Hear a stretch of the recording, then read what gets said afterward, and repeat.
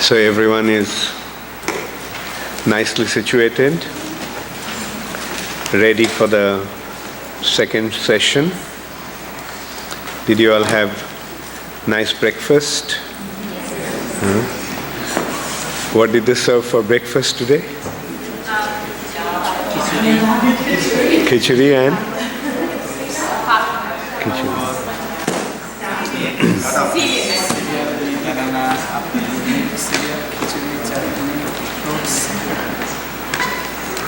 Very good.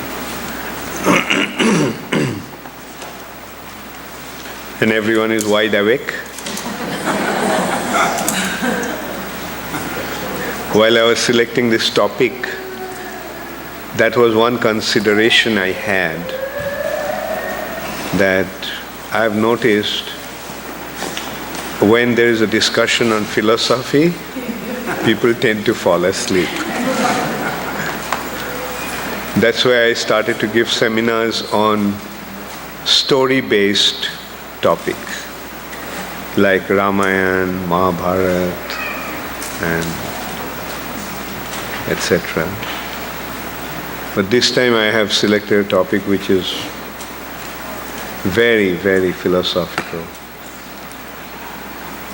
Anyway, let's see. This was a challenge whether I'll be able to keep you all awake. In that respect,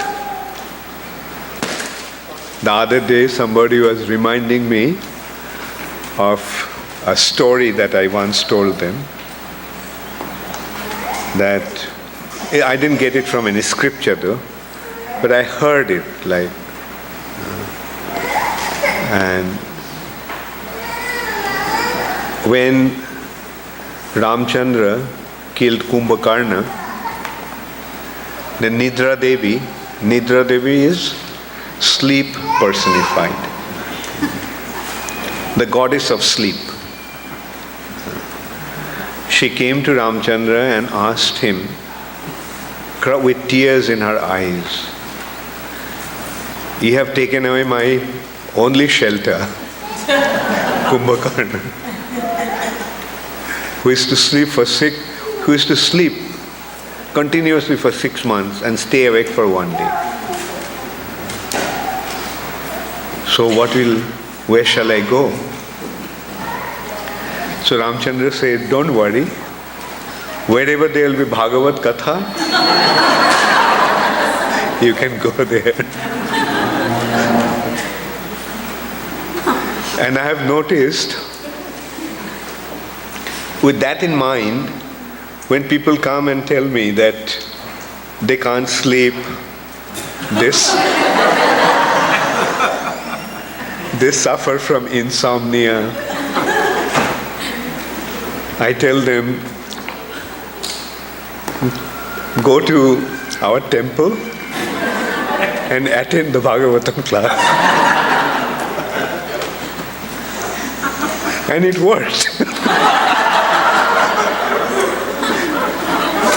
Many of them came and reported afterwards, thanking me that how they have been able to overcome insomnia. So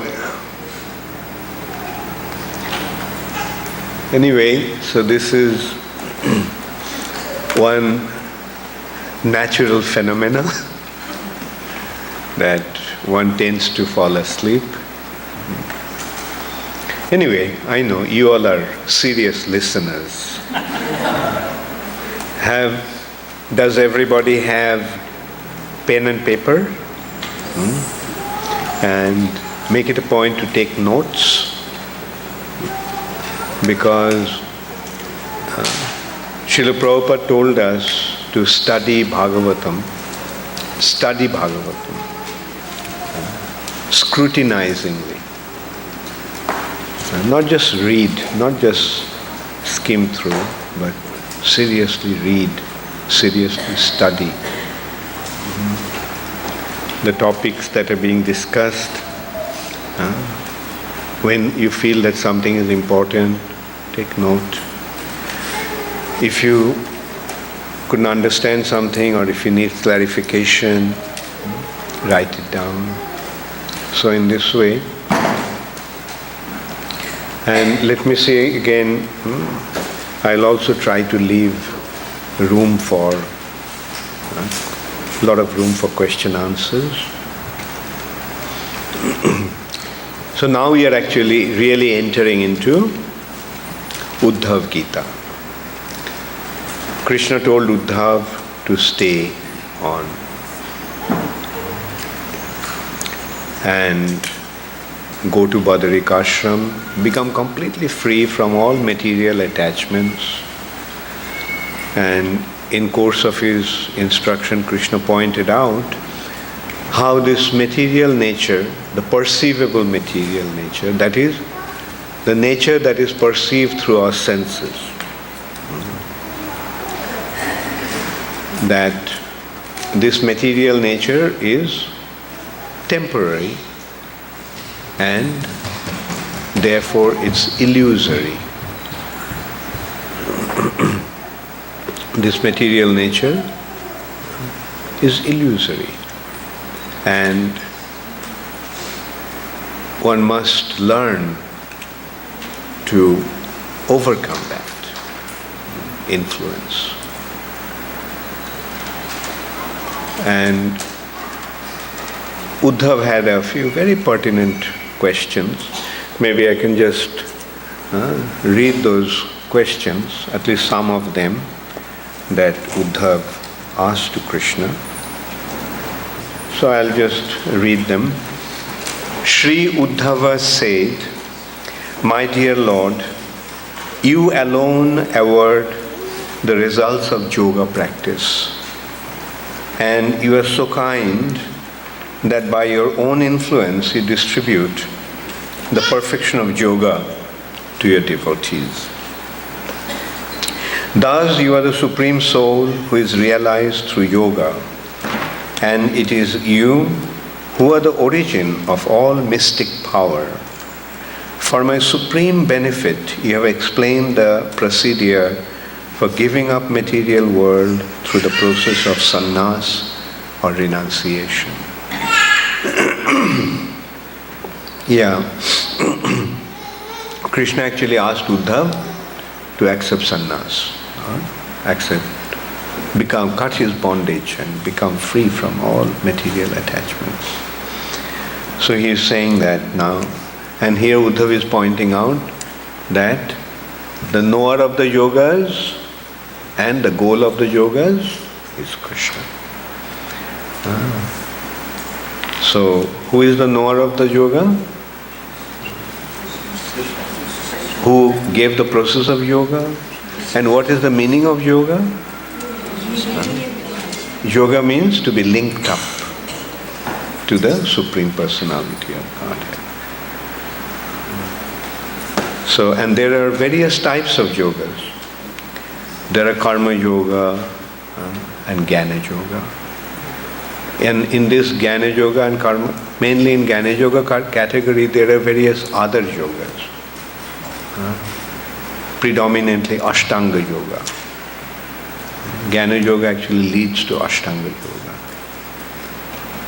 And Ashtanga yoga concludes or culminates into samadhi.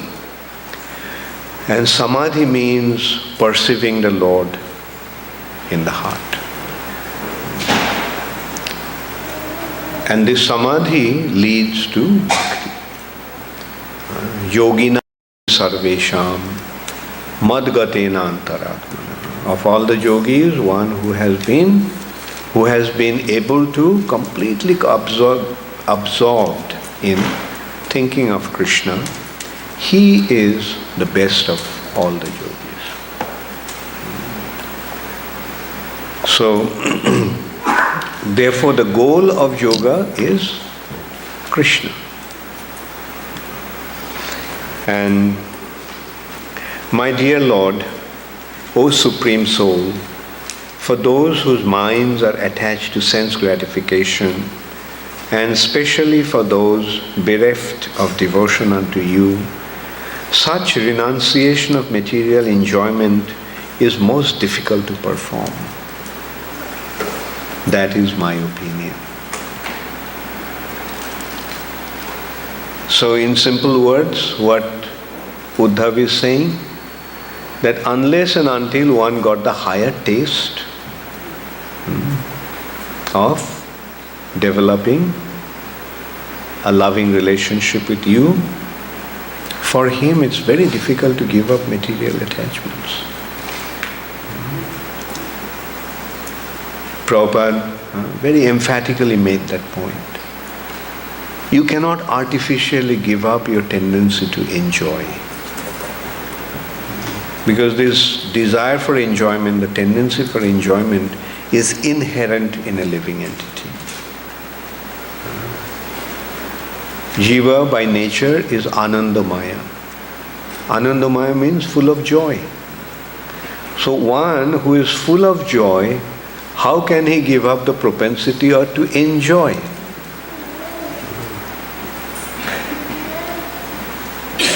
Everybody wants to enjoy. But there is a consideration here, is a right kind of enjoyment and wrong kind of enjoyment.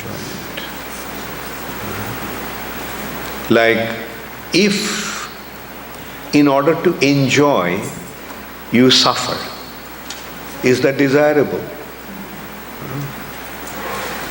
You want enjoyment, but in return, in course of your endeavor for enjoyment, you end up suffering. Is that what you want? Is that what you really want? Now, material enjoyment is like that. Material enjoyment is you try to enjoy, but what you get? You try to enjoy, but you end up suffering. So that is not desire. But when you don't have any other option, then that is what you will naturally hanker for. Oh, at least there is some possibility of enjoyment. Although I haven't been enjoying for last so many years or so many lifetimes, but maybe tomorrow. Maybe tomorrow it will work. Or maybe this allurement will be effective. That is what material involvement is like. Giving us the promise for enjoyment, but we are getting suffering. That is the meaning of Maya. How did Prabhupada describe Maya? Prabhupada said, Maya says, come, enjoy me. And when you go near Maya, then she gives you whack. That is what Maya is. She allures you, come, enjoy me. And then, with a stick, she just beats you up. Now the question is, why is this arrangement then? Why did Krishna make this arrangement? The answer is, Krishna made this arrangement to remind you that you cannot enjoy on your own. You cannot enjoy in this way. But there is a real way of enjoyment. Go there. That is the real. There is real enjoyment. So that is what Krishna is trying to teach us through Maya. Therefore, when you suffer in the material nature, what will you learn from that? Or what should you conclude? Are you suffering? Do you suffer? Is there a possibility of suffering? When there is suffering, then you can do two things. Either try to rectify that condition, that remove that suffering condition, or realize that, well, Krishna is actually telling me this is not the way to enjoy. Give up that kind of enjoyment. Especially when you found the real way to enjoy. And the real enjoyment is in being connected to the Supreme Enjoyer. One is you are trying to become an enjoyer yourself, or the other is to become connected to the Supreme Enjoyer. Now, what is the way to become connected? That is what the scriptures are informing us all the time. Bhakti, bhakti, bhakti. All the time, especially in course of Krishna's instruction to Uddhava, he will see that. Uddhava is time and time again pointing out. Surrender to Krishna. Become a devotee. Besides devotional service, there is no other way. Meaning there is no other way to become connected to Krishna besides bhakti. There is no other way to become connected to Krishna besides offering your love to Him. Because love is the means to become connected. When you love somebody, what happens? When you love somebody, you think about that person all the time. Your consciousness is completely absorbed in that. When you love somebody, you want to become united with that person. You want to be with that person all the time. So, love is actually the force by which we become connected to other objects or entities. Therefore, love is the means to become connected to the Supreme Personality of Godhead. And that love for Krishna is known as bhakti. And the expression of love is called service. People may say, well, I'll serve without loving. There are so many people you are serving, although you don't love them. One immediate consideration will be my boss, the place I work. I am serving him morning till night. 7/24. Or at least 5 days, 9 to 5. But I don't love him. But I serve him. Yeah, you serve him not because of love for him, but you serve him because of your love for money. You don't love your boss, but the boss gives you money and you love money, therefore you serve him. If your boss didn't give you money, you wouldn't have served him. So in this way we can see the service generally is an expression for love. Now we see on other areas, like we serve, like the mother loves the child, father loves his children, brother, sister, husband, wife, friends. All these relationships are based on love, and the expression of that love is service. So that's why bhakti and service are interlinked. We love Krishna, the expression of that love is through service. Service means our body is engaged in expressing our love. That's service. Our mind is engaged in expressing that love. Service.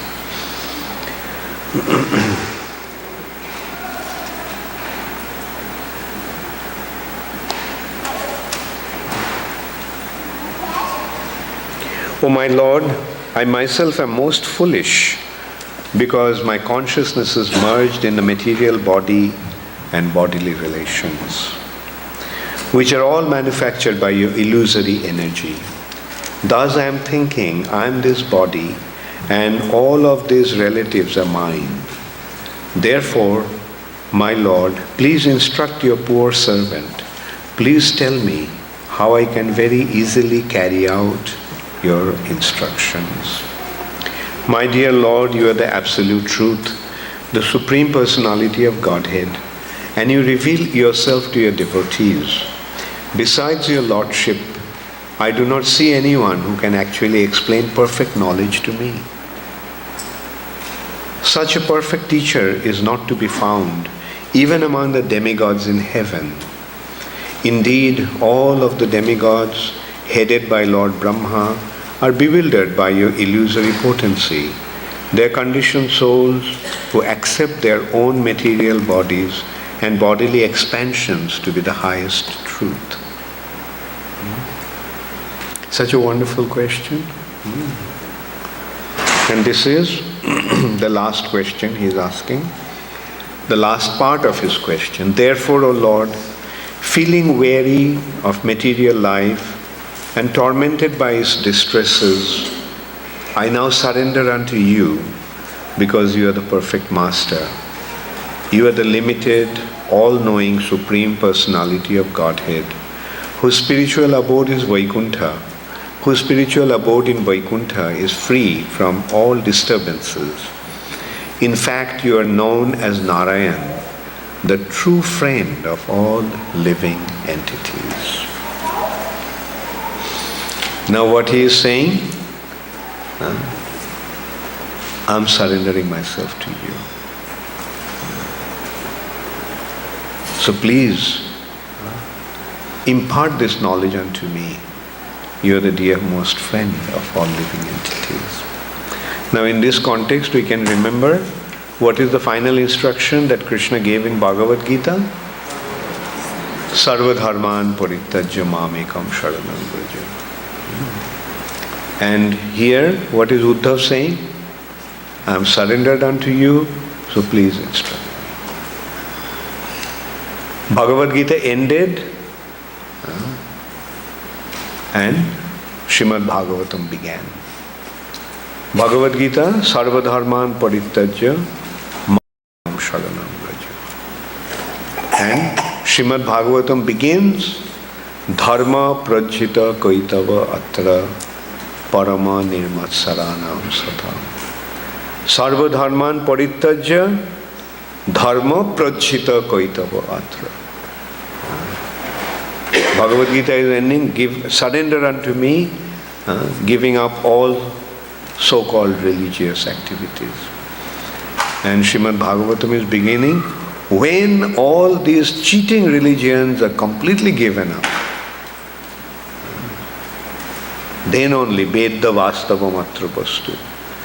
One is able to Vedya, understand the Vastava Matra Vastu, the absolute truth, the real reality.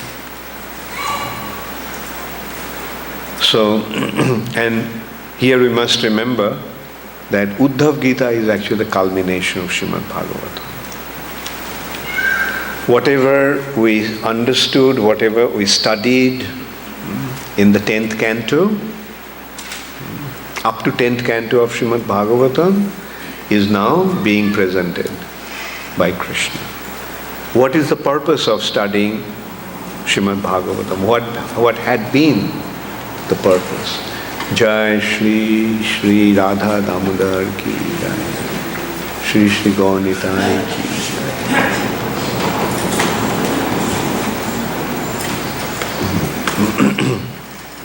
So that is what Uddhava is also presenting.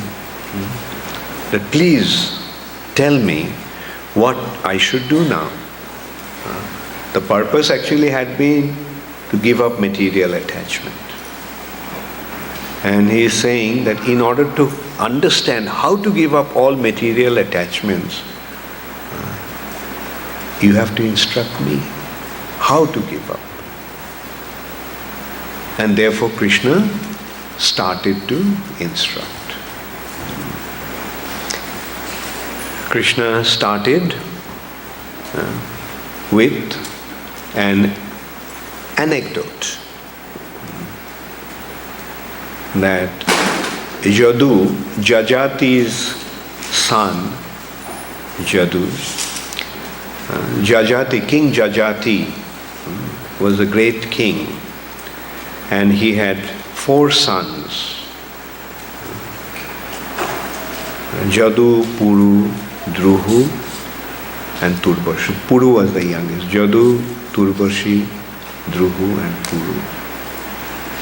And from Jadu, the Jadu dynasty started. Krishna, where Krishna appeared, Jadu dynasty. And so Jadu once, King Jadu was traveling and he came across a Brahmana, a personality who he could make out is perfectly situated. Although apparently the activity of that personality was very unusual. His activity was like a madman. Madman means he is not rational. His activities are not apparently rational. A madman means insane. Insane, not sane, not normal. He sometimes cries, he sometimes laughs, sometimes he speaks like a child, sometimes he is absolutely silent. Now that is the state of a Paramahamsa. Paramahamsa stage means beyond this material nature. Like the sannyas or this ultimate spiritual activity has 4 different stages: Kutichak, Bahudhak, Paribrajak and Paramahamsa. So when we talk about detachment, sannyas, there are different stages of sannyas. Highest stage of sannyas is Paramahamsa. The meaning of the word Paramahamsa is most exalted swan-like personality. What is the swan? What is the special characteristic of a swan? Swan's characteristic is not only that it stays in a very beautiful and serene atmosphere. Not only it looks very serene and beautiful, very graceful. You look at the swan, so graceful. The opposite to swan is a crow. The swan lives in a solitary place and crows thrive on garbage. Especially in big cities you will see, we notice in Calcutta, full of crows because there is so much garbage. And not a single swan. At one time we wanted to have some swans for Mayapur. It was an interesting thing to note actually. In the entire India we couldn't find a single swan, except in the zoos probably. No swan. Because all the swans have left India. And from that it shows what's the state of affairs in India. It has become the place of crows. Bayasa Tirtha. Place of pilgrimage for the crows. Bayasa means crows. And Tirtha means place of pilgrimage. The place of pilgrimage for crows. Full of crows, but no swan. And but the special quality of a swan is that a swan can discriminate between milk and honey, separate milk from water. You give a mixture of milk and water to a swan will take only the milk and reject the water. Now the swan-like personalities, they can separate spiritual from material. There is a combination of matter and spirit. This world is a combination of matter and spirit. Like some, you can see that some objects are living, some objects are dead. Dead matter, but living beings. So actually this world is a combination of matter and spirit. Now a swan-like personality just accepts the spiritual aspect and rejects the material. And Paramahamsa is a personality who is absolutely situated in the spiritual plane.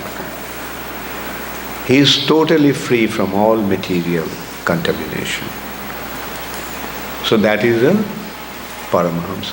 Now, you see, because they are in another dimension, because they are in another realm, their activities are not in coherence with the material nature. So when we are in the material nature, we make adjustment to the material nature, we behave in a certain way, we speak in a certain way, we act in a certain way. But a Paramahamsa, he doesn't do like that. His activities are not in relation to the material nature. His activities are in relation to the spiritual nature. Therefore, from material perspective, it appears that he is like a abnormal person, madman. Not mad, but appears to be like a madman. That stage is called Abadhuta, Paramahamsa or Abadhuta, whose activities are not rational. Now here the consideration is they appear to be like madman. Madman is who? Who also cannot deal with this material nature. Right? His mind has gone, his intelligence is demented, defected. So he cannot relate to this material nature. So his activities are in a certain way. Now, the Abadhutas are also not relating to the material nature.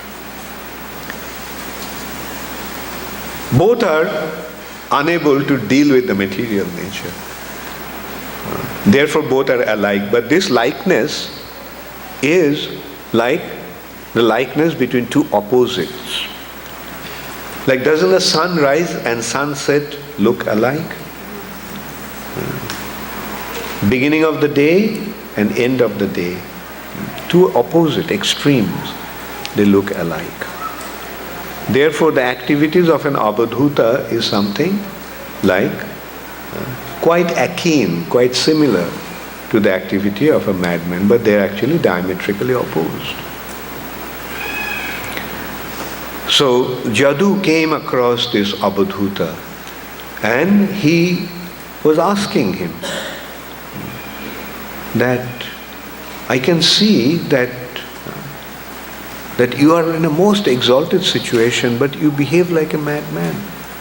You sometimes speak like a child. Your activities are not really apparently rational or wise. And in this way, he asked, but you seem to be perfectly situated in your consciousness. How come? So this personality then began to speak. He said, yes, I have severed all my relationships with the material nature. And I wander around like a free man, not caring for anything.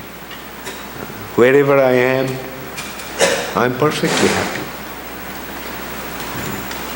And then he admitted that he learned his lesson from 24 gurus. He received this knowledge from 24 spiritual masters. And then he began to explain who are those spiritual masters. Those spiritual masters, as he described, are earth,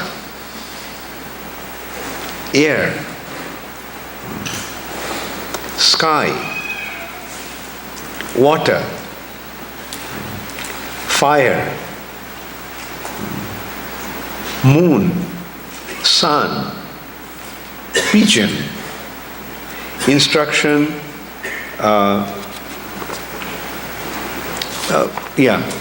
python. Wow. A snake is a spiritual master. And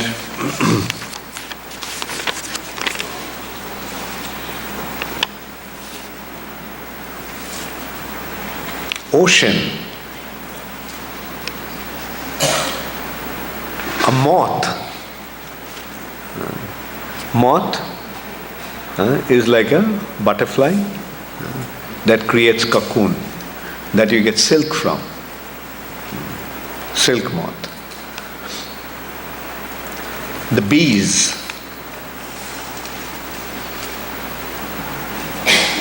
Elephant.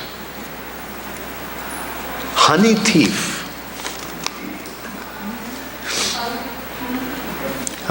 The honey thief. The one who collects honey, stealing the honey from the bees.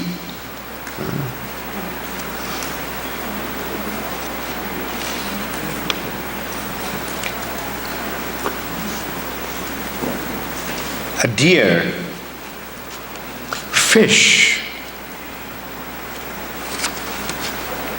prostitute named Pingala.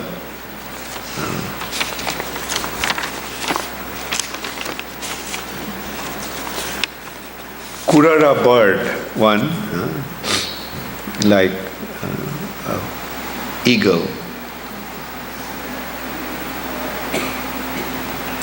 A foolish and lazy child.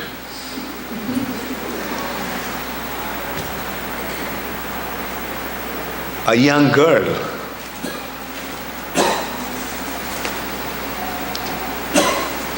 An arrow maker.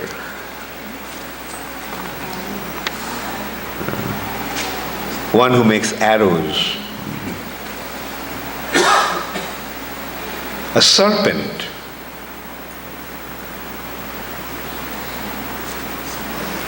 A spider.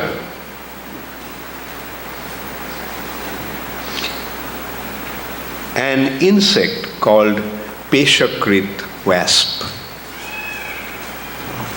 So these are the 24 spiritual masters. Like what does it mean? What he is trying to point out? That from these 24 spiritual masters, he learned things.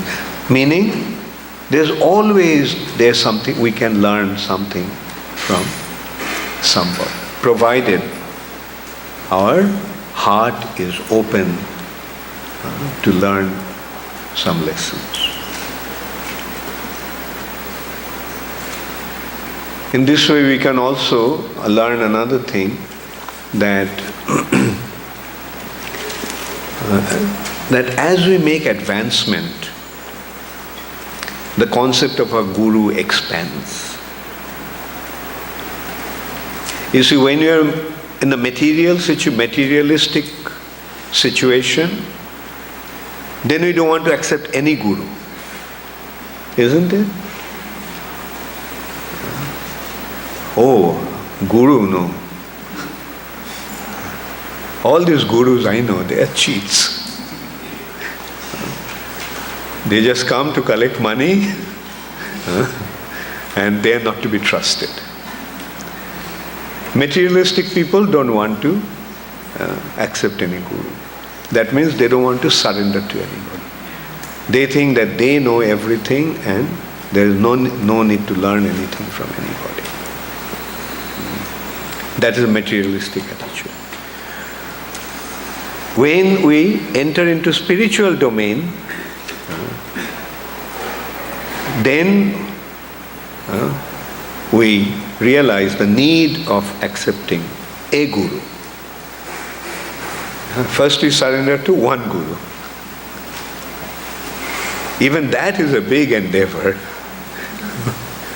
Oh, I have to surrender. Listen to him. The point is, when you accept your guru, then you have to listen to him.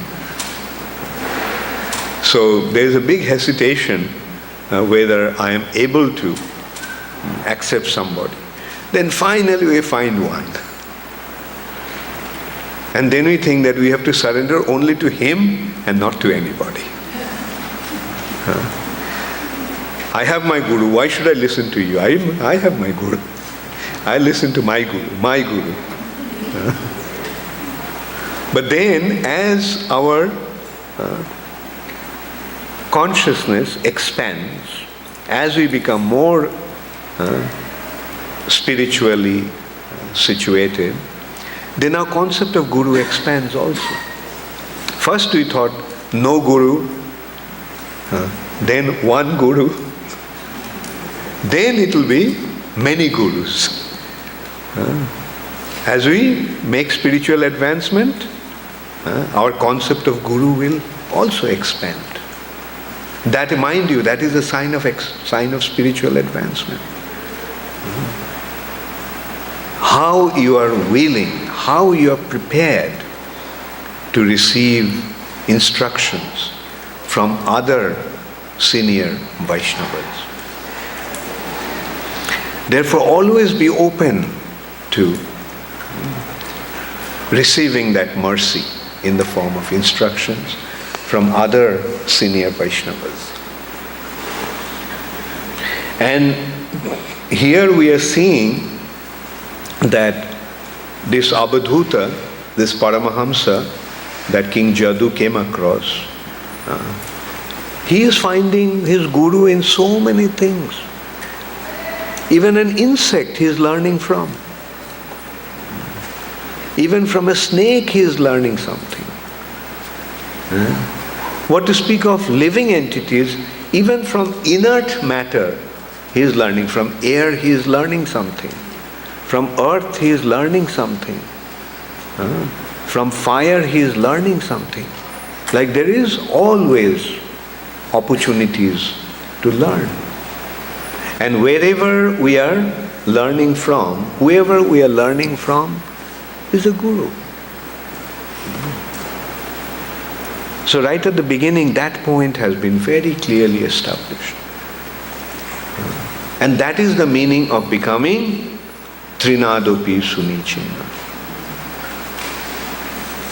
Others are all higher than me and I am lower. I am in a receiving end. So there is so much I can receive from so many individuals. At least we should be very, very open to receive instructions from other exalted devotees.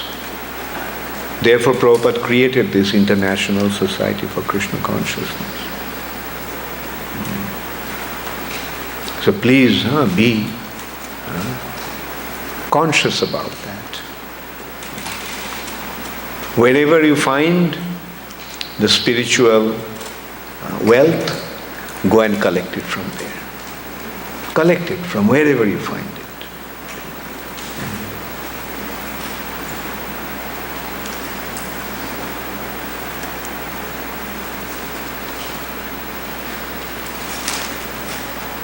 Like it's, I'm also pointing out to you so that you can consider that point.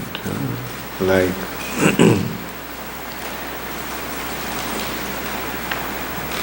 when Prabhupada was here, when senior devotees came, all the devotees came to listen to him. But eventually now we are seeing entered into a phase when in most cases we find that the devotees go to listen to only their guru, not to others. Only when the gurus come, they come to the temple. Only when the guru gives class, they come to listen to the Bhagavatam. No. Whenever there is an opportunity to hear something from a senior devotee, go there. Because your business is to collect the spiritual wealth. If you're searching for something and when you get it, Won't you go out of your way to get it? Like for example, like as we were talking about the honey thief. What does the honey thief do? He goes to the forest risking his life. Sometimes they lose their lives. Like in the forest in Bengal known as Sundarban, you get very good honey. And people go, and Sundarban is also famous for Royal Bengal tigers. They go, in spite of this dangerous situation, they go to collect honey. Because his business is to collect honey. So what to speak of when honey is readily available? The more you become interested in that topic, the more eager you will be to get it. More eager you will be. So, you want something. Like,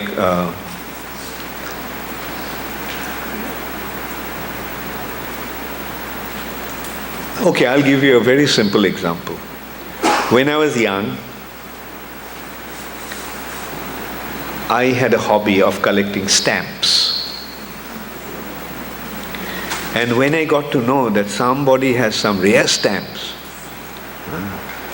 although I was very young, I would just go from, like not telling anybody, I would just go because otherwise they won't let me go to that other end of the city.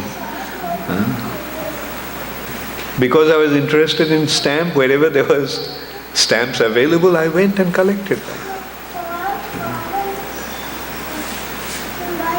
So now what is our interest now? Now that we have joined ISKCON, our interest is in collecting spiritual information. And therefore, we should be eager to get it wherever we find it. Whenever senior devotees come, it's a rare opportunity to collect this honey, spiritual honey. So let's go and collect it. And that is how we enrich ourselves with information. On the other hand, if I think, well, I know everything now. There is no need for me to go anywhere and listen. I know everything. Then what will happen? That's a bad sign. That means I am not interested in collecting this wealth anymore. I have become saturated. Therefore, no room for collecting anything. On the other hand, in spiritual life, the more we make advancement, the more eager we will become to collect this spiritual information.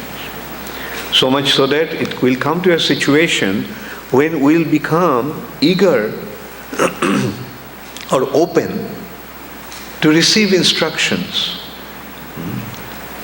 from insignificant entities. Although they are not telling us, but we absorb it, we derive it with by seeing some qualities in them. Like as I was speaking about, one of the things that he is talking, the first thing he is talking about is earth. Now earth is manifest here in two ways. One is in the form of a mountain and a tree.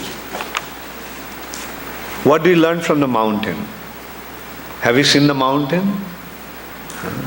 So steady, immovable.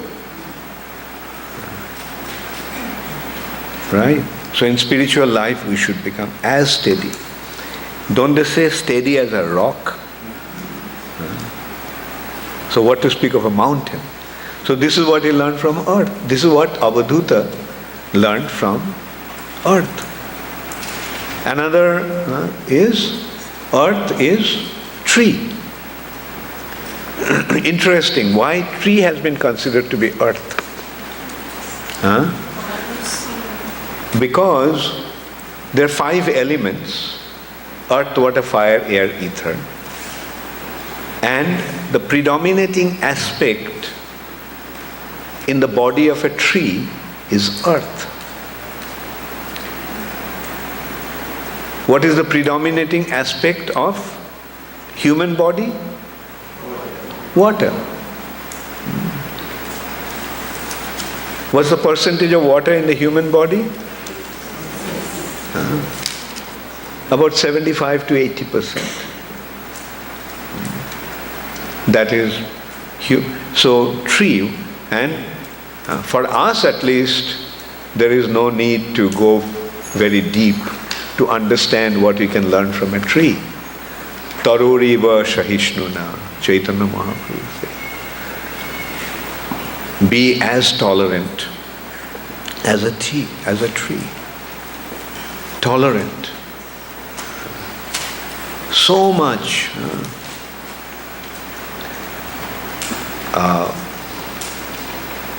So badly a tree is treated, but the tree does not respond or react. So that is the meaning of, that is what we learn from a tree. And the tree, on the other hand, gives a fruit, gives the shade.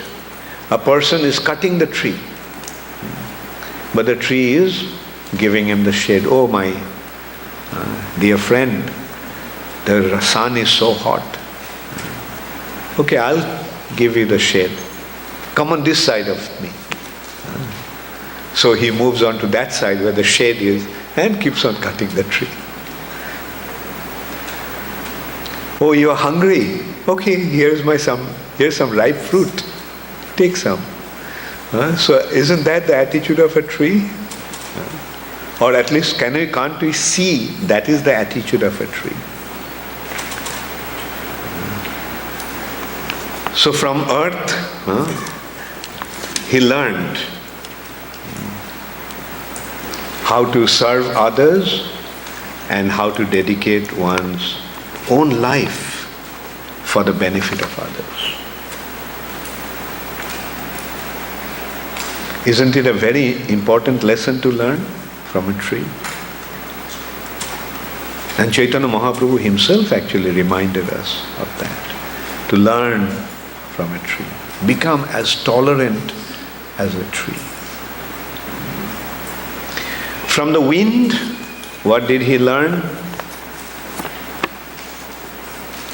He learned how to remain uncontaminated by the body and the objects of the senses. The wind carries the aroma. Wind carries the aroma. Does the wind get affected by the aroma? The wind carries the bad odor. But does the wind become affected by bad odor? No. Similarly, Abadhuta learned how not to be affected by the body and the senses. We are carrying the senses. The senses have their impulses. But we, the individual, the conscious being, should not be affected by that. The senses will go on with its own business. Senses will desire to see beautiful objects.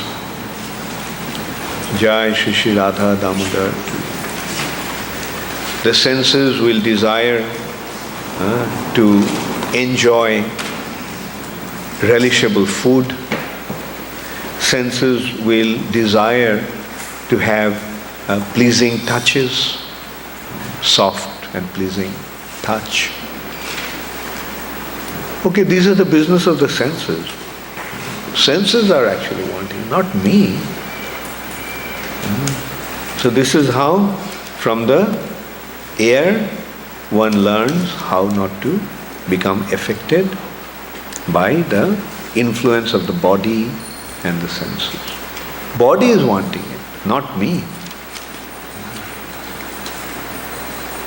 So when the body is hungry, there is no food, that's what body wants, not me. And when there is some food, okay, body, you can have it. So this is how we have to learn not to be affected by what we are carrying, just as the wind doesn't become affected by the aroma or odor.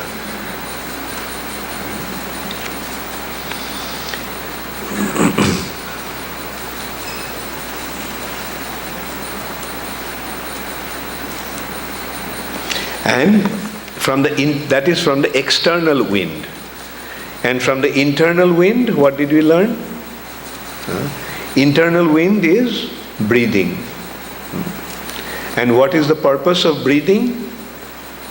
What is the breathing doing? Breathing is keeping the body alive. Similarly, we should just be concerned about keeping the body alive. Okay, the body needs it, keep it alive, not be affected by the process of remaining alive.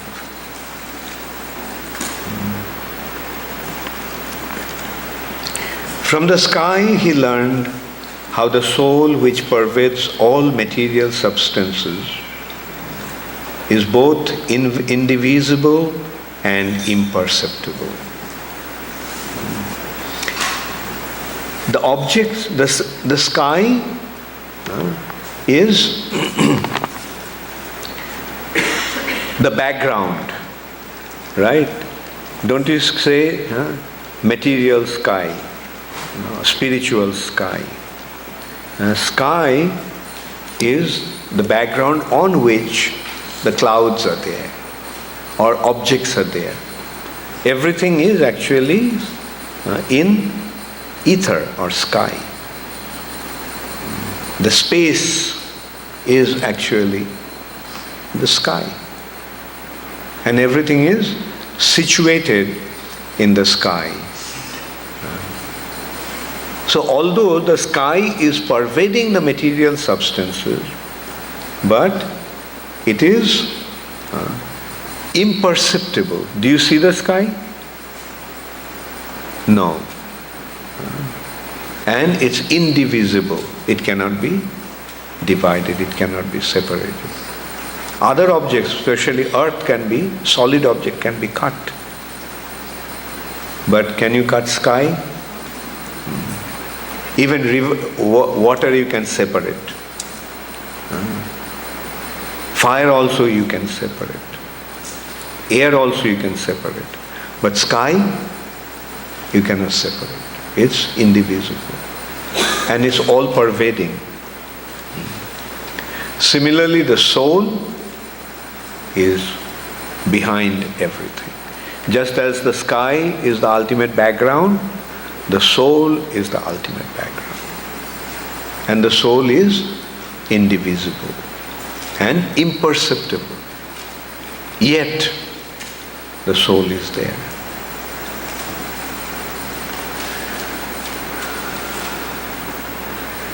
From the water, what did Avadhuta learn?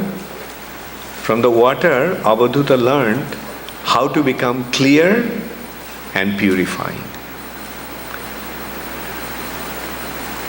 Of all the substances, which is the most purifying substance?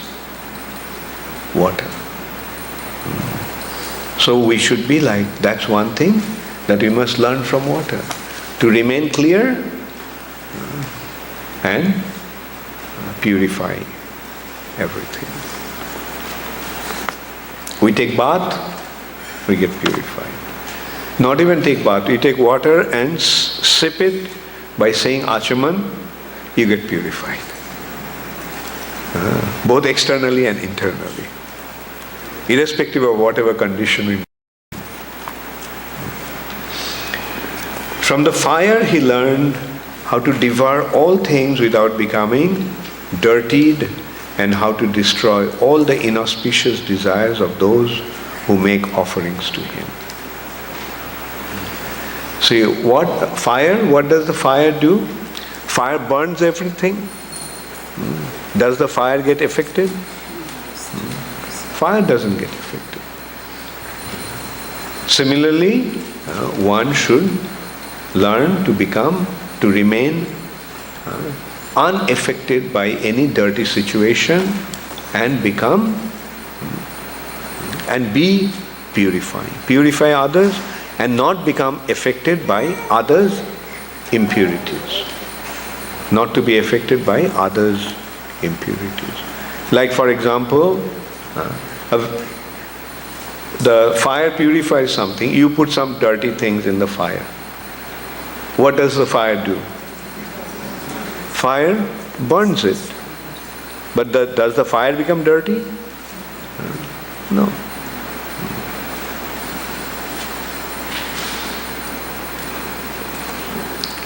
And he also learned from the fire how the spirit soul enters into every body and gives illumination, and how the birth and death of those who are embodied cannot be discerned.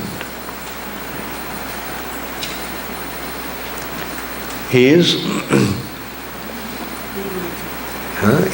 can enter, and the spirit soul similarly can enter into every body and give illumination.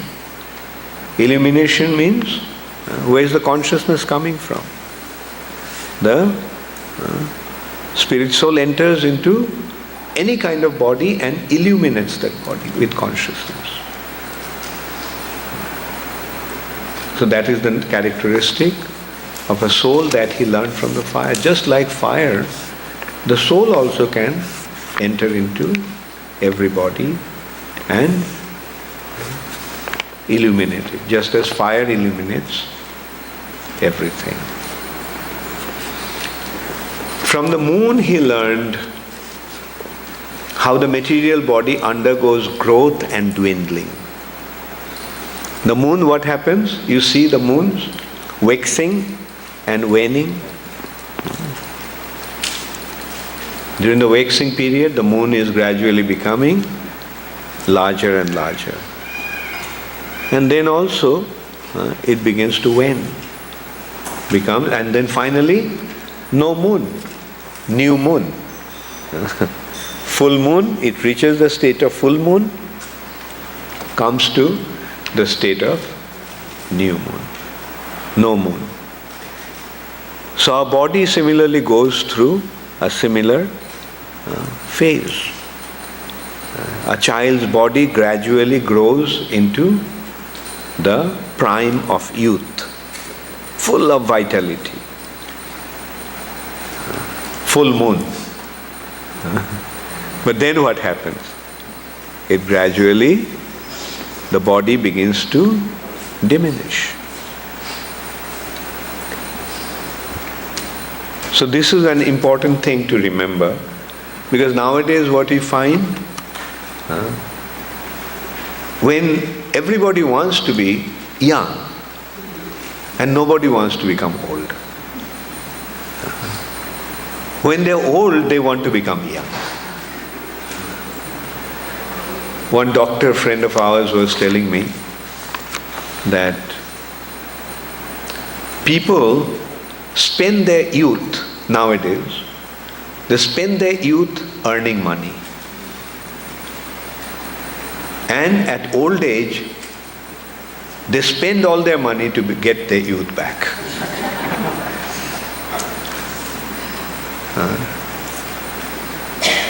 But the thing that we must learn from the moon is how to gradually give up that tendency to become young or change our situation. Okay, full moon came, and then gradually now it is new moon and it is diminishing. The physical strength, vitality is diminishing. So let's grow old gracefully. When I'm old, it's so wonderful to be old. So wonderful to be weak. So wonderful to be sick. And then only we'll be ready to say, it's so wonderful to die. And that is the goal of life. So this is one thing we must learn from the moon.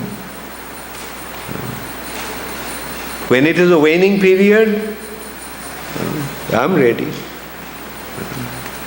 Whatever comes. And then when it is new moon, no body anymore, leave the body behind and go away. We should be ready for that. And rather, a devotee looks forward to that opportunity, when the time will come, when I'll be able to give up this old and useless body, to become engaged in service to Krishna with full vitality. This body is useless. I'm in this body, but the body cannot function.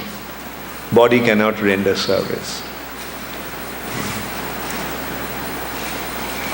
Now that the time has come to give up this body and get a new body, either material or spiritual, either way it will be beneficial. Even if we get a material body, so what?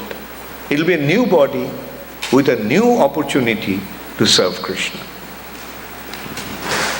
And what if we get a spiritual body? Wonderful.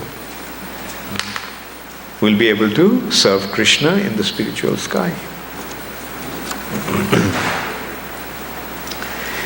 From the sun, he learned how to avoid entanglement, even while coming in contact with sense objects.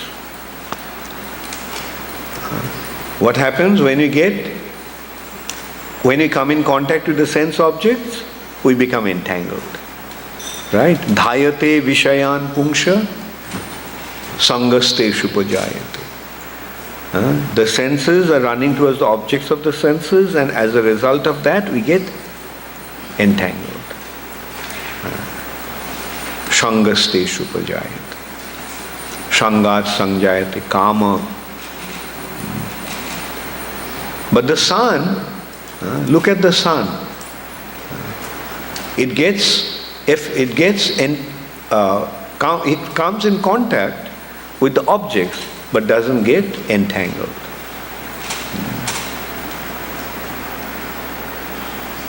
Like for example, sun is falling. Reflection is coming on a pool of water. Does the sun say, oh, that's my reflection. That's me. That's mine. Or does the sun remain totally aloof? So similarly, we come in contact with the objects of our senses, but we should not be affected by that. Aloof. That's only a reflection. That's only the senses running towards the objects of the senses. That's not me. That's not me. That's my reflection. That's my extension. Unfortunate extension. Therefore, this is how one must remain unaffected by the sense involvement with the objects of the senses. That's what he learned from the sun. From the sun, he had learned how to avoid entanglement even while coming in contact with sense objects. And he has also learned about the two different modes of perception based on seeing the real form and the soul of the soul and seeing false designative coverings. Reflection that I gave, the example. Real sun and reflection of the sun. Same thing. Real me, the reflection of me. What is my reflection? Who is real me? The soul. And what is the reflection? The body. So should we become entangled with the reflection? Should we become affected by reflection? Does the sun get affected by the reflection on a pool of water? No. And another example in this respect is the sun's reflection is on a pool of water. And the ripples on the water distorts the reflection of the sun. Sun is round, but the reflection is elongated due to the wave. But does the sun get affected by that? No. Sun remains round and brilliant as it is.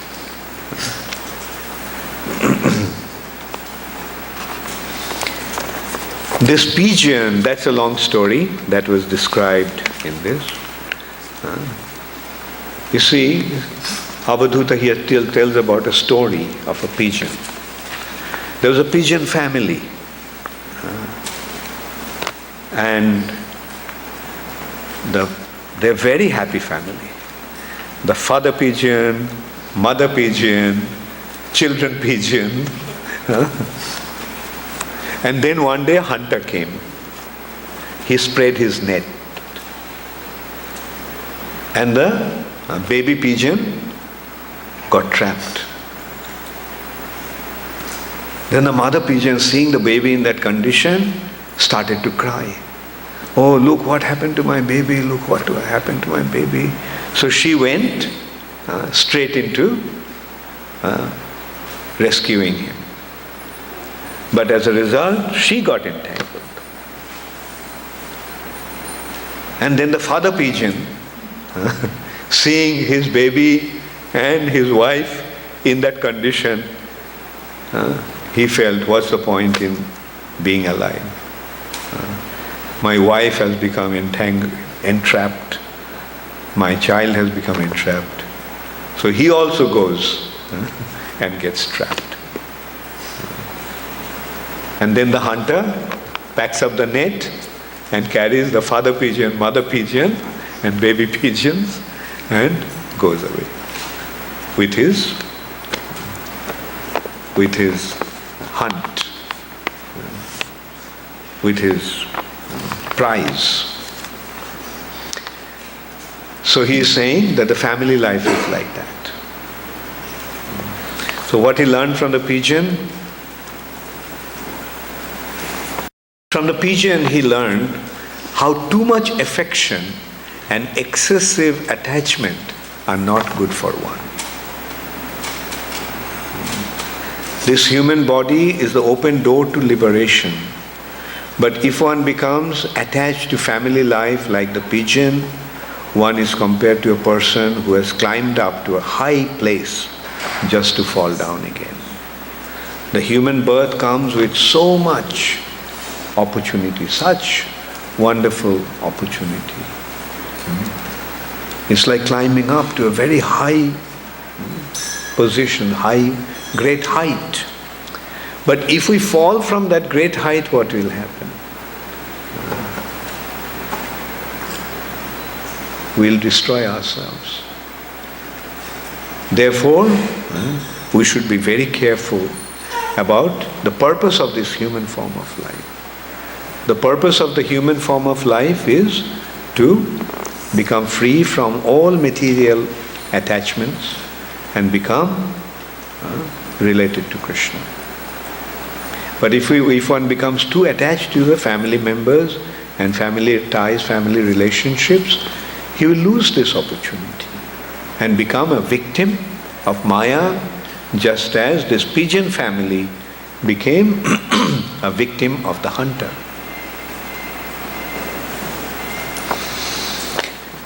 This is very interesting, what the Avadhuta learned from the python. Do you know the nature of a python? Python doesn't move. Python just stays at one place. Other snakes move. Some snakes move very fast. Many of the snakes move very fast. Some snakes can even fly from one tree to another tree. But a python just stays at one place. And does the python die out of starvation? Did anybody ever see a python dying of starvation? No. The food comes to the python automatically by nature's arrangement. Python just stays at one place and its food enters into its mouth. That means the food comes close and it swallows the food. Therefore, in our life, we should not be too concerned about making arrangements for our livelihood. Especially nowadays, there is such huge endeavor for livelihood. Livelihood, just to remain alive. Like with all due respect, I will ask you, many of you, just consider from morning till night why you're working so hard. Should I get into it or it's an unpleasant topic?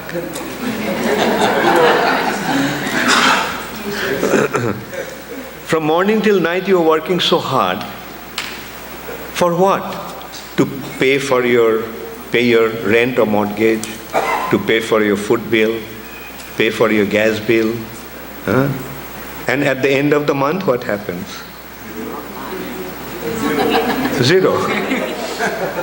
So that means you are working so hard just to maintain yourself in these glorious cities of United States of America.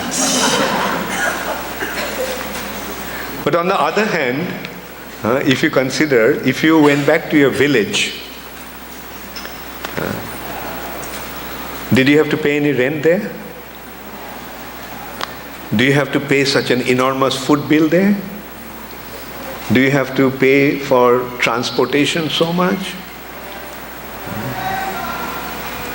So the question is, are you going to utilize all your time just to remain in a city of America, or you can go to some village in India and not work and utilize entire time in your spiritual advancement, cultivation of your spiritual advancement. Anyway, I don't want to go any further. Now I'll leave it up to you. Just think about it. Like so often I come across this point, Maharaj, I don't have enough time to chant my rounds. Why? Because I have to go to work so early in the morning. And then I come back, I am so exhausted. Sometimes I don't even feel like eating, I just feel like just going to bed straight away. But I can't do that because there's the allurement of the TV. And once I open that, I'm stuck. I don't know how midnight goes by and I'm sitting in front of it, although I was so tired to begin with. So this is the life. So why waste such a wonderful opportunity, waste such valuable time in just to remain in a glorious city of the United States of America? Anyway, as I said, like I'm leaving up to you to go further beyond that point, to think about it.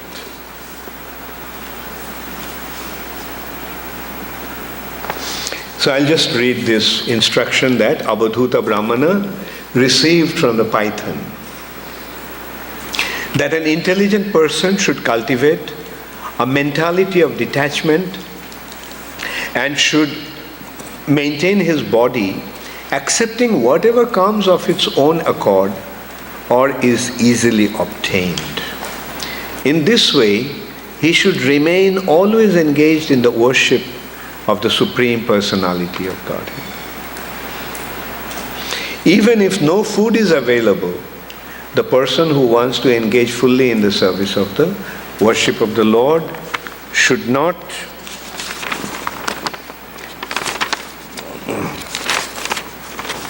even beg. Rather, he should understand that this to be the arrangement of providence, thinking whatever enjoyment is destined for me will automatically come, and thus I should not uselessly waste the remaining duration of my life in worrying about such things. If he does not get any food, he should simply remain lying like a python and patiently fix his mind in meditation upon the Supreme Lord. Isn't it a wonderful lesson to learn from even a creature like python? So Python Guru. We learned such a wonderful lesson.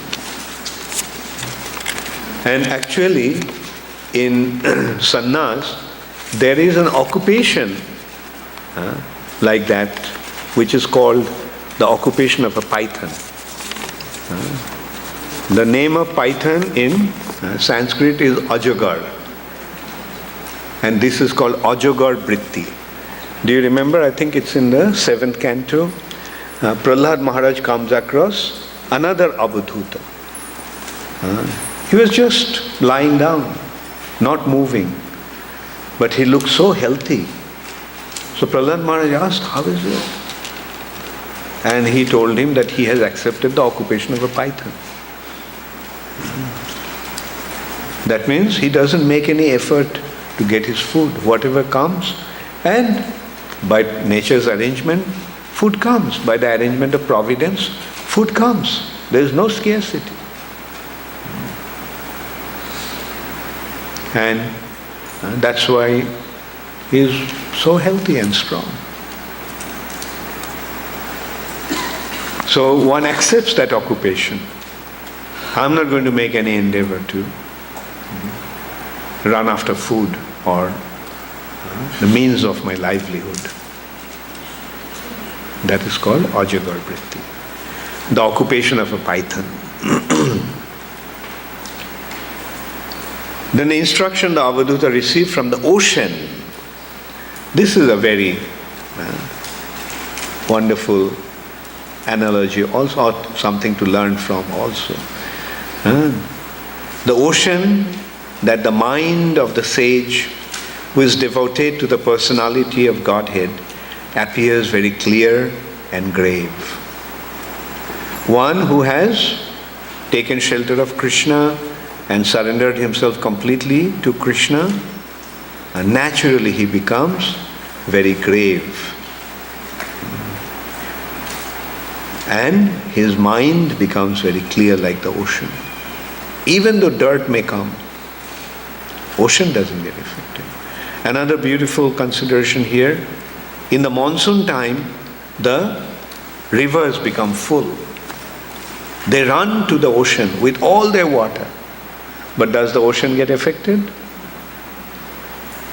Similarly, in dry season, in midsummer, the rivers become dry.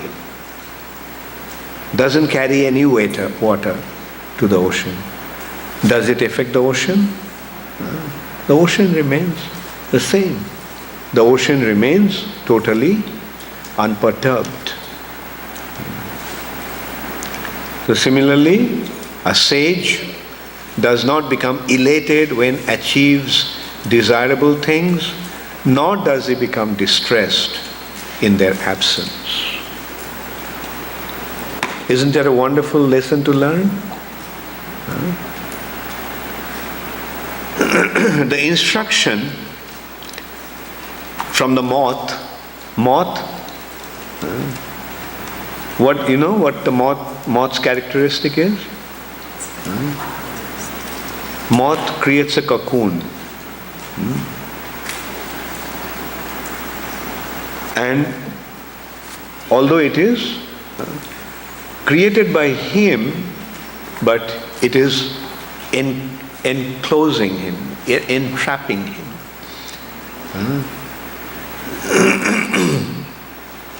Oh, I'm sorry. That is not the instruction from the moth. The instruction from the moth is that it runs towards the fire, flies towards the fire. And as a result of that, what happens? It gets burnt. So similarly, a person who is attracted and allured by the objects of the senses run towards the objects of the senses with a desire to enjoy. But in course of that, just gets burnt.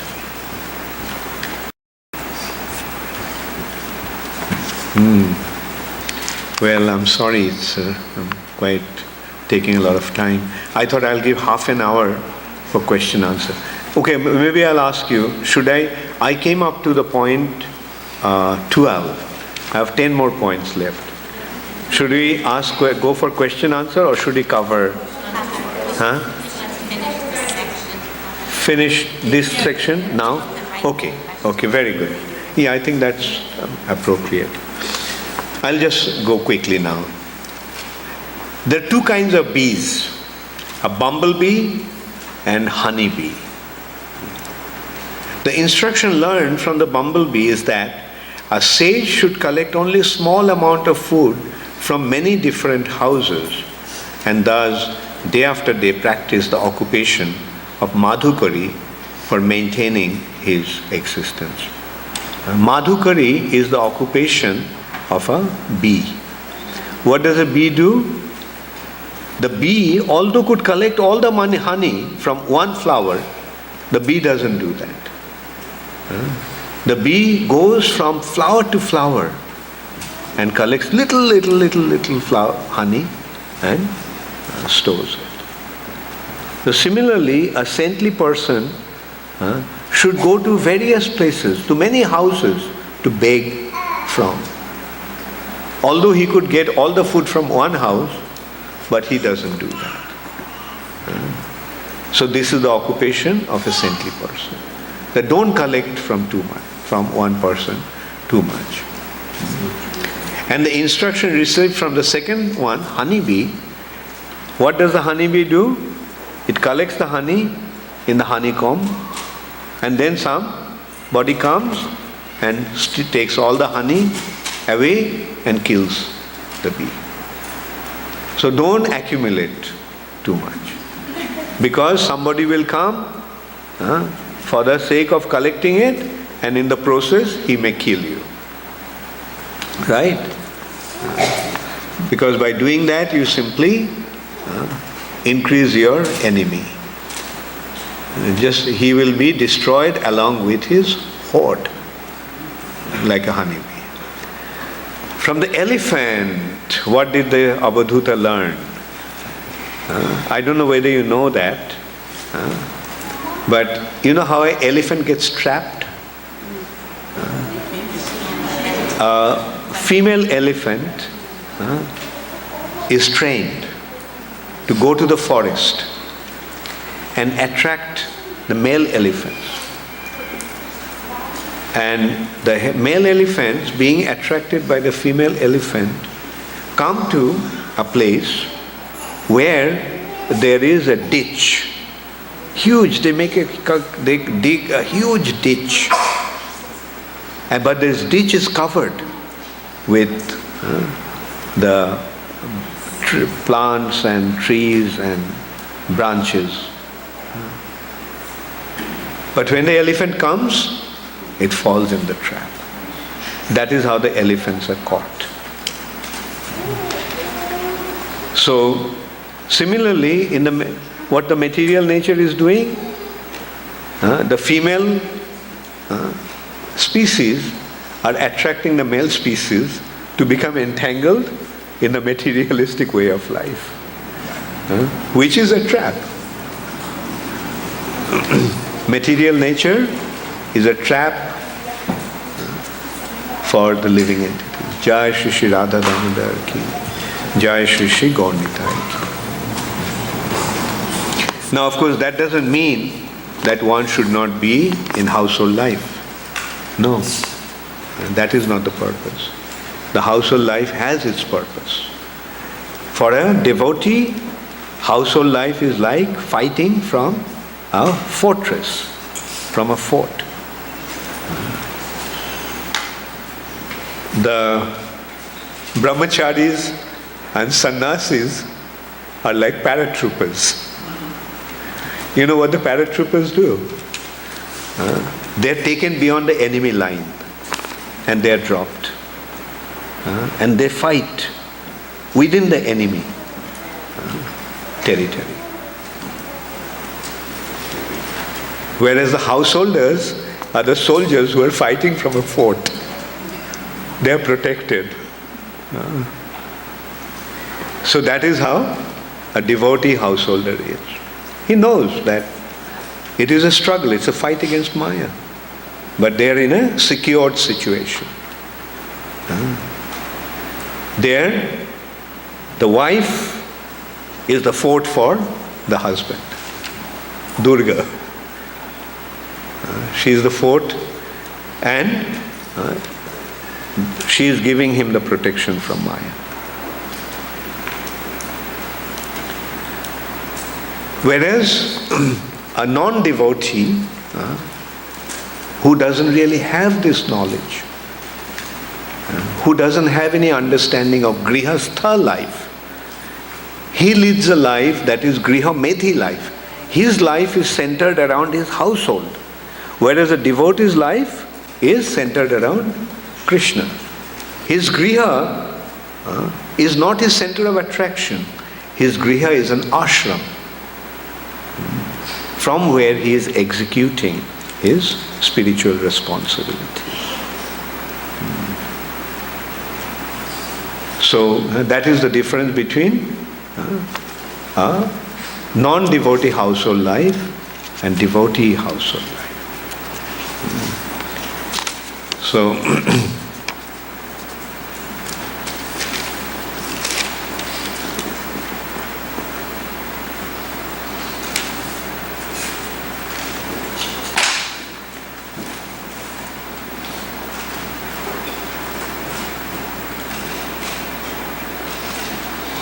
So there is another consideration of the instruction received from the honey thief. What does the honey thief do? The bees collected the honey, and the thief goes and he robs it. He enjoys it.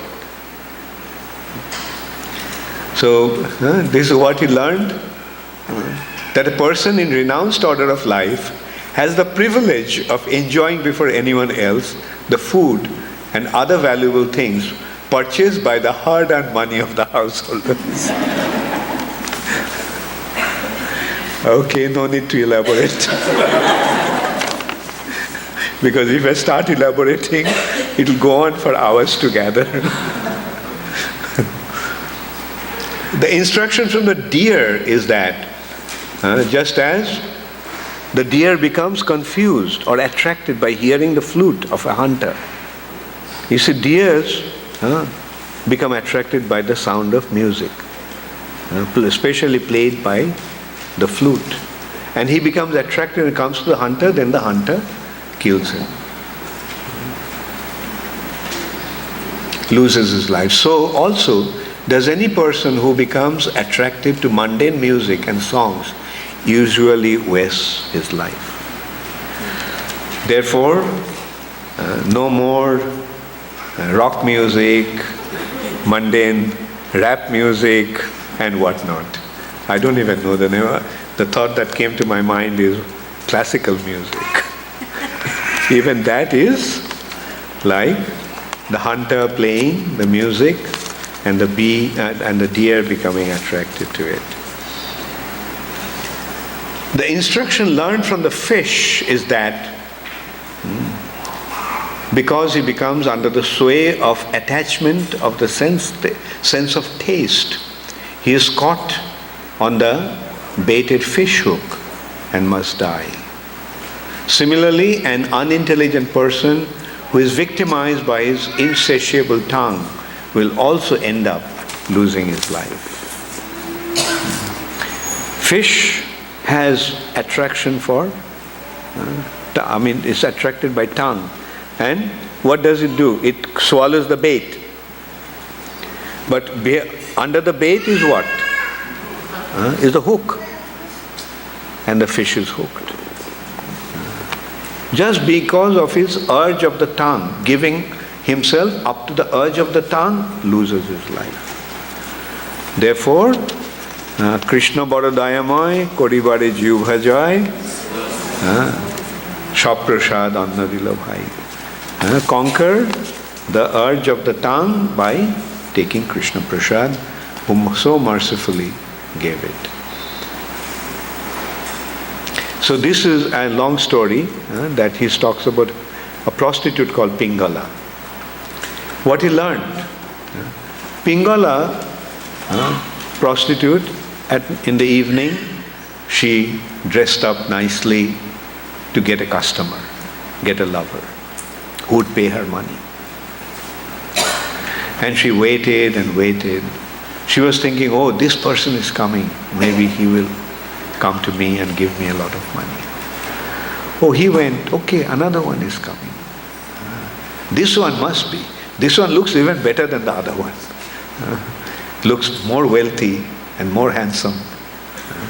And in this way, Pingala spent the whole night, midnight. Up to midnight she stayed up. No one came. Then finally Pingala thought, why I am wasting my time just waiting for a paramour, hoping that he will give me money. If I use this time for Krishna, then I could have achieved so much more. Thinking that, she decided not to run after or not to wait for anybody. Rather wait for Krishna's mercy. Rather wait to develop relationship with Krishna. And then she went to bed and slept very peacefully. So that's what happens when we surrender to Krishna. Our materialistic life is full of anxiety. Whereas, when we take shelter of Krishna, then we immediately become free from all anxiety. And our life becomes not only free from anxiety, but full of joy, full of bliss. The instruction, received from a kurara bird is that attachment creates misery. What happened? One small bird got some meat and it collected the meat. But as soon as this bird did that, then other big birds, the badgers, eagles, vultures, they just came after him. So when the kurara bird saw these other big birds are after him, because of the meat, he just dropped the meat. Then all the other birds went for the meat and left him alone.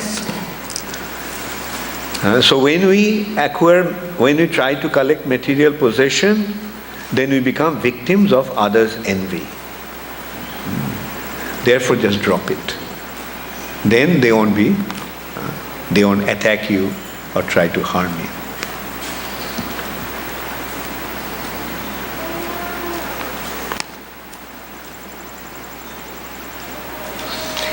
What did he learn from a lazy, foolish child?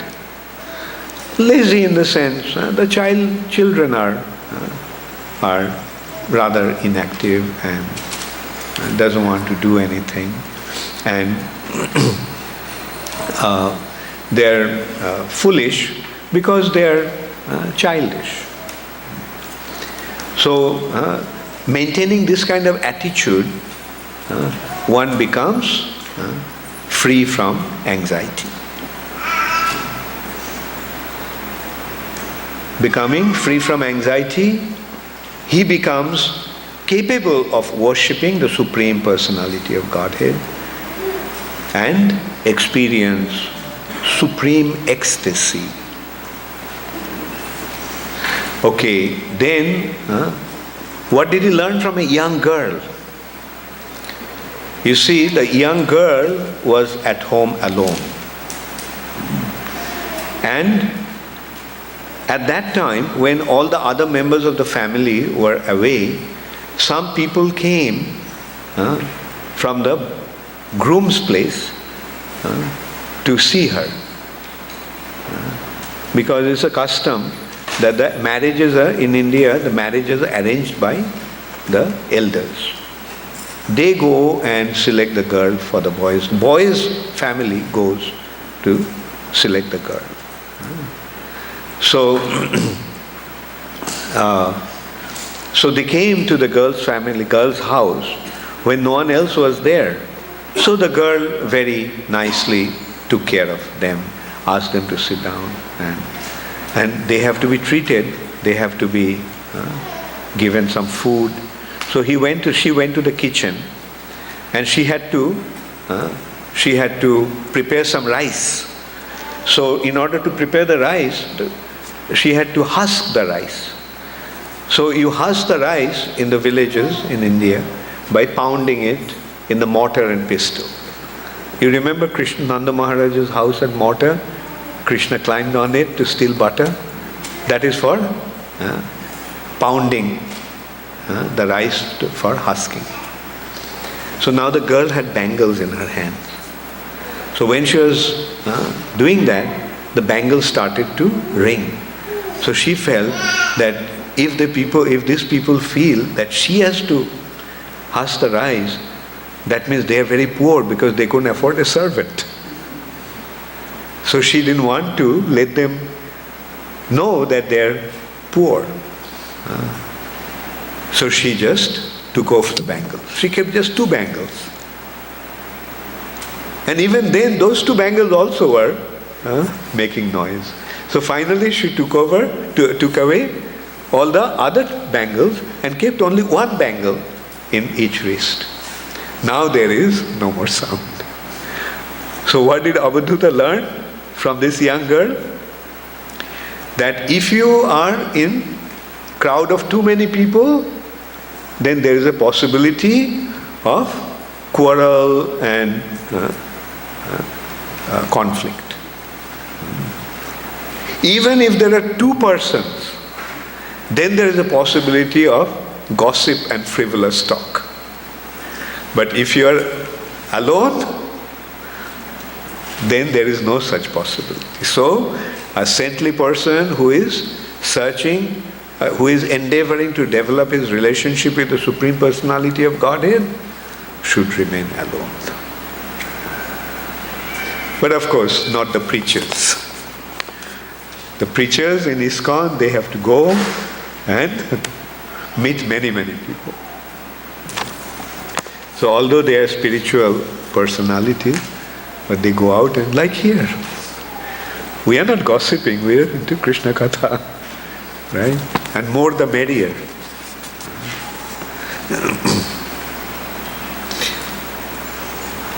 The arrow maker. What did he learn from the arrow maker? He saw this arrow maker.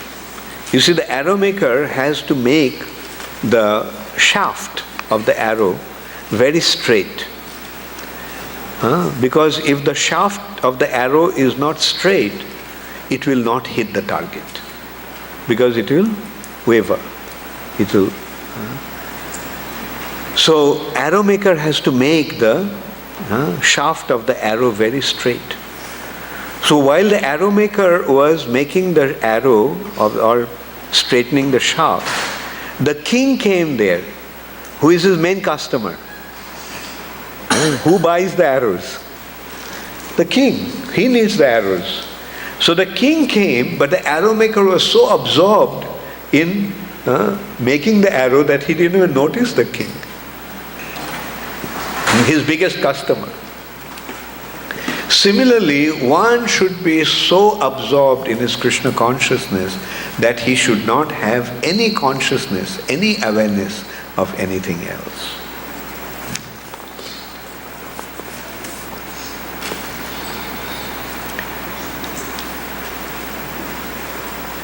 The sage, what did he learn from the serpent? That a sage should wander alone, should not leave any pre-arranged place, should be always careful and grave, should not reveal his movements, should take assistance from no one, and should speak little. What does the serpent do? Does the serpent move? Serpent stays still at one place, waiting for its prey. And when the prey comes, just pounces on it and captures it. So similarly, a saintly person or sage should be completely absorbed or should be completely focused onto his main objective.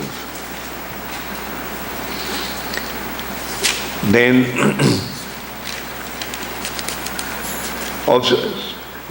what he learned from the spider who spins his web from his mouth and then withdraws it, is that the Supreme Personality of Godhead similarly creates from out of himself the whole universe and then winds it up into himself. Just as a spider creates a web and plays in that web and then swallows the web again. It created the web with its own saliva. And then finally it swallows that web back into himself. From that, the Avadhuta learned how the Supreme Personality of Godhead created this universe, this material nature, from his own potency. And then at the end, he will also wind it up within himself. Then the final one, the 24th one, from the weak insect who assumed the same form as the Peshakrit wasp, the Avadhuta Brahmana learned that the living entity under sway of affection, hatred and fear attains in his next life the identity of that object upon which he fixes his intelligence. See, there is a insect called Peshakrit insect. Peshakrit wasp. It catches some weaker insect. But then the weaker insect, being afraid of the Peshakrit, eventually assumes the same form as the Peshakrit. Meditating upon that insect, it develops the body of that insect. So similarly, upon which we are constantly meditating, we will eventually develop the same form. Out of fear, out of affection, out of love, whatever we are meditating on, we are running the risk of developing the same form. Jang jang bapi smaran bhavam tajatante kalevaram. With whatever thought we leave our body, accordingly we'll get our next body. And what will be the thought? Wherever our attachment is. That will be our last thought. Therefore we should be very, very careful about not developing a wrong attachment. Nowadays I see people are so fond of their dogs. And as a result of that, it becomes quite obvious. This attachment to the dogs, what will happen? They will develop a dog's body in their next life. Therefore, the safest way is to develop the attachment to Krishna.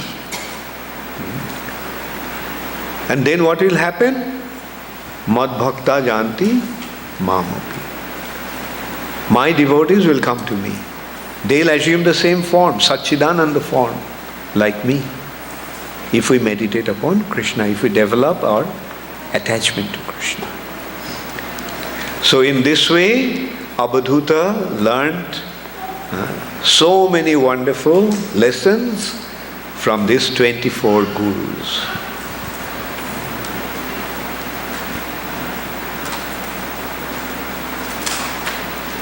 So now there is a last point.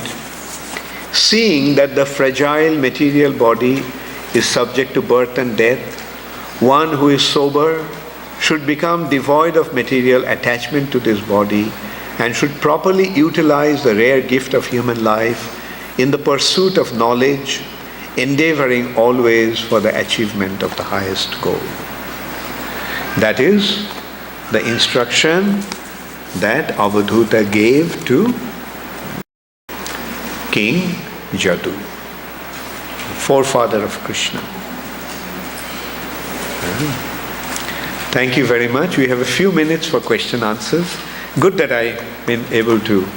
Actually, yesterday when somebody asked me whether I'll do the 24, I said I'll do these 24 lessons that Avadhuta learned from 24 gurus. And I was telling to do justice to that lesson, I need at least 24 days. But it's pretty good that I did it in less than 2 hours. But now the point is, you see, the purpose of this seminar is not to give you the complete knowledge. The purpose of the seminar is to generate the interest in you so that you study yourself. Because the ultimate consideration will be your own study. In 2 hours session, how much can we learn? But at least we can learn, we can develop that interest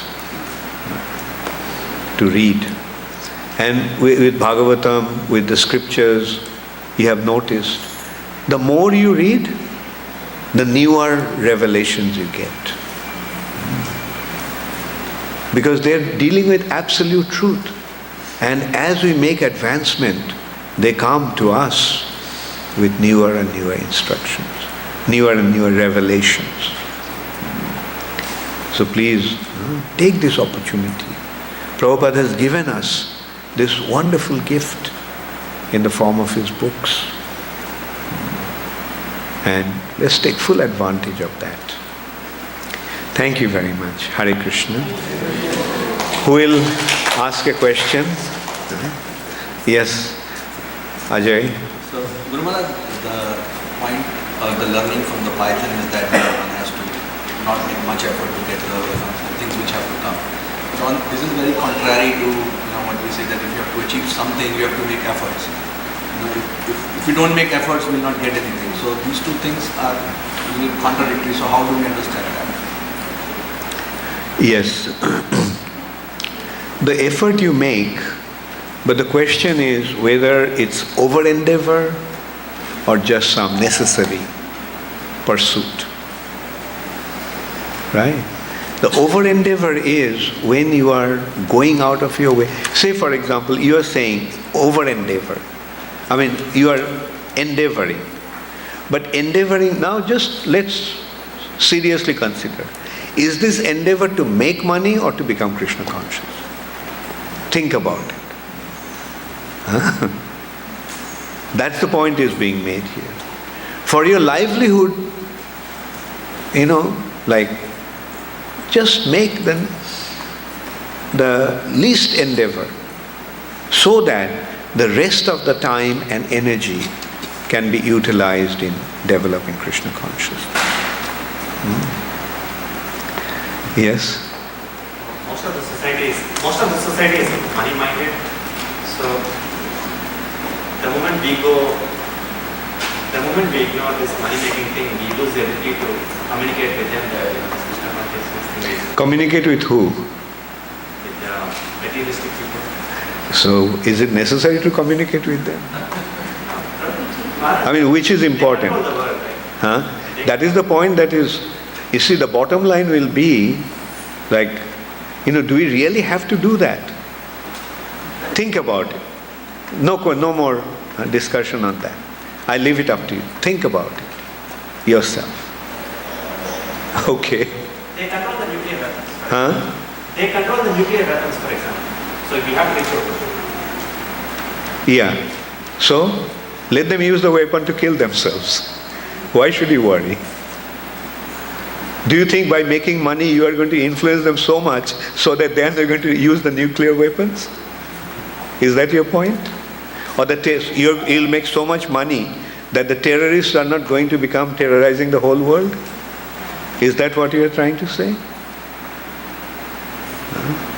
Is that the purpose of your making money? If that is the purpose, then I'll say it's a far cry. These terrorists have more money than you can even dream of making. Right? They are being sponsored by the wealthiest people of this world. So there is no need to take that course. Whatever they are doing, let them do. What our business is to develop Krishna consciousness for our own benefit and also for the benefit of the whole world. What can stop terrorism? Krishna consciousness. Right? What can stop using these nuclear weapons or the weapons of mass destruction? Krishna consciousness. Because of lack of Krishna consciousness, the world is in this situation. So what is needed is to give everybody Krishna consciousness. And for that, I can tell you, whatever money you will need, Krishna will provide. Because this is Krishna's business. And Krishna is far wealthier than all of them put together. Right? So why should we worry about money? Actually, Prabhupada once mentioned that. He was talking to one of his acquaintances in Mayapur. That person came from Calcutta. A very important person, quite important person. Prabhupada was telling about his own life to him. Prabhupada told him how he became affected by Srila Bhakti Siddhanta Saraswati Thakur, how he quit his job, and how he wanted to make money to go to the West and spread Krishna consciousness according to the instruction of his Guru Maharaj. But Prabhupada said that I tried for so many years, but I didn't succeed. But finally, when Krishna sent me to the West, he sent me as a pauper, and he made all the arrangements. And from that, Prabhupada was saying that I learned that when we are serving Krishna, we won't have to worry about money. Krishna will make all the arrangements. Just as he did for Prabhupada. Prabhupada came to America with $6. What is $6 in America? And that also he didn't utilize. He didn't spend the $6. That he came with, it was there intact with him. But look what arrangements Krishna made.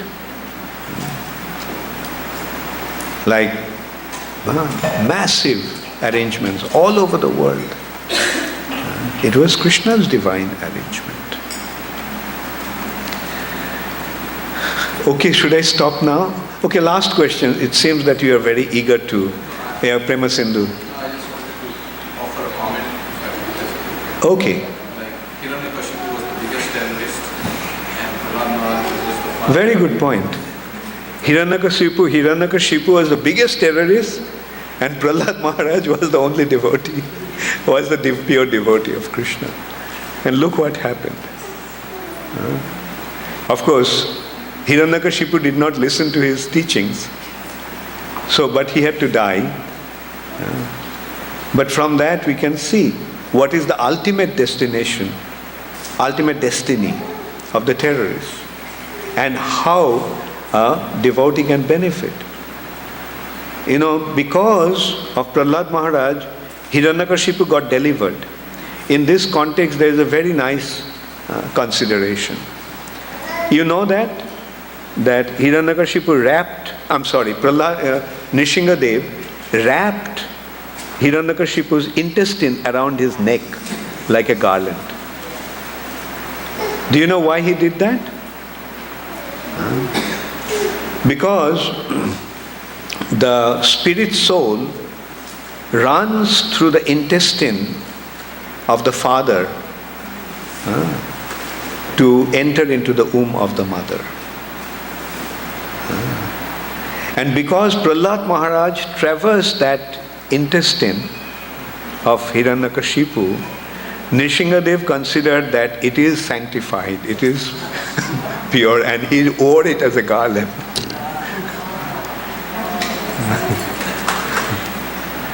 So, this is the effect of a devotee's spreading Krishna consciousness.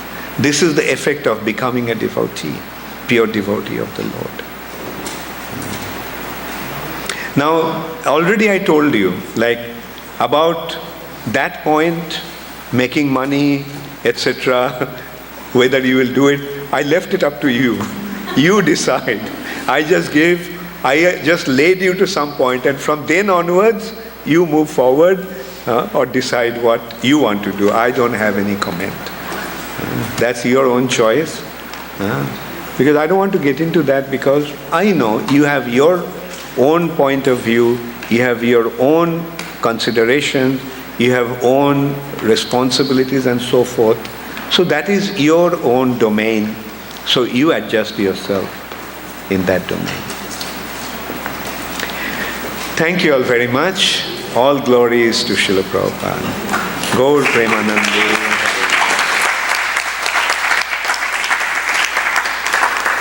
I must admit, I was very impressed because all of you were wide awake.